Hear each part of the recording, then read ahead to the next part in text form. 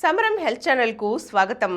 ఈరోజు మనం మలబద్ధకం సమస్యకు పరిష్కారాలేమిటో చూద్దాం.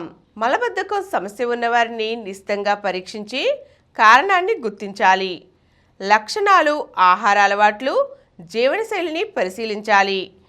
కడుపు, మలద్వారంలో ఏదైనా ఇబ్బంది ఉందేమో చూడాలి. మలబద్ధకానికి కారణమవుతున్న సమస్యలను తెలుసుకోవటానికి థైరాయిడ్, హార్మోన్లు, మెగ్నీషియం, ఎలక్ట్రోలైట్ల మోతాదులకు సంబంధించిన రక్త పరీక్షలు చేయాలి. అవసరమైతే పెద్ద పేగు ఉబ్బటం వంటి సమస్యలను గుర్తించడానికి కడుపు ఎక్స్రే తీయాల్సి ఉంటుంది. కొలనోస్కోపీ చేస్తే మలాశయం, పెద్ద పేగు వంటి వాటిలో సమస్యలు ఏవైనా ఉంటే అవి మలబద్ధకానికి దారితీస్తున్నాయేమో తెలుస్తుంది.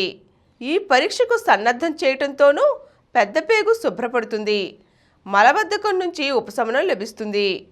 ఈ పరీక్షలతో కారణం బయటపడకపోతే పేగుల ద్వారా మలం కదులుతున్న తీరును తెలిపే కొలనిక్ ట్రాన్సిట్ స్టడీ, కటి కండరాల పటుత్వం, సమన్వయాన్ని సూచించే మానోమెట్రీ, శరీరం మలాన్ని ఎంత బలంగా నెడుతుందో చూపే డిఫికోగ్రఫీ వంటి ప్రత్యేక పరీక్షలు చేయించుకోవాలి. కారణాన్ని ఖచ్చితంగా తెలుసుకుంటే సరైన చికిత్స చేయవచ్చు. రోజు ఒకే సమయానికి విసర్జనకు వెళ్ళటం, కూర్చున్నప్పుడు పాదాల క్రింద చిన్న పీట వాడుకోవటం, ఎత్తుకుండీకి బదులుగా దేశీయ టాయిలెట్ను వినియోగించడం వల్ల ప్రయోజనం ఉంటుంది. ఇలాంటి వాటితో ఫలితం కనిపించకపోతే పాలీఐథిలీన్ గ్లైకాల్, లాక్టులోస్, ఫ్రకలోప్రైడ్ వంటి మందులు ఉపయోగపడతాయి.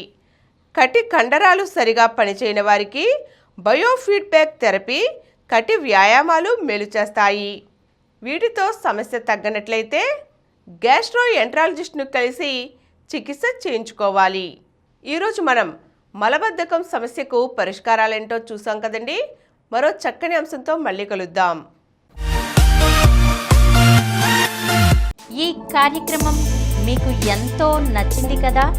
ఇటువంటి మరిన్ని వీడియోల కోసం అనతి కాలంలోనే 20 కోట్లకు పైగా వ్యూస్ సాధించిన సమరం ఛానల్ సమర్పించు సమరం హెల్త్ ఛానల్కు సబ్స్క్రైబ్ చేయండి, లైక్ చేయండి, మీ ఫ్రెండ్స్కి షేర్ చేయండి. అలాగే ప్రక్కనున్న గంట సింబల్ని ప్రెస్ చేయడం మర్చిపోకండి.